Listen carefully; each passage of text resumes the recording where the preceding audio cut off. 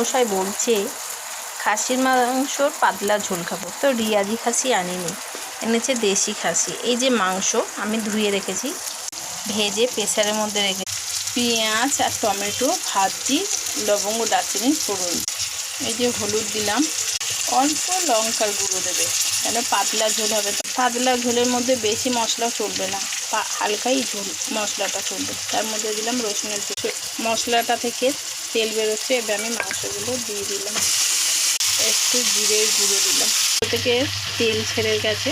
এবার আমি প্রেসারে দেবো, প্রেসারের মধ্যে মাংসটা ঢেলে রাখলাম, গরম করে নেব।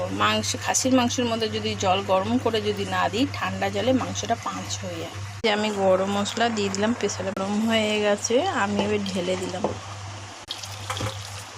এর মধ্যে মাংস দেওয়া হয়ে গেল, 10খানা সিটি পড়লে আমার মাংস কমপ্লিট। আপনাদের যদি কারোর মাংসর পাতলা ঝোল খেতে চায়, এইভাবে আপনারা করবেন। Bye bye.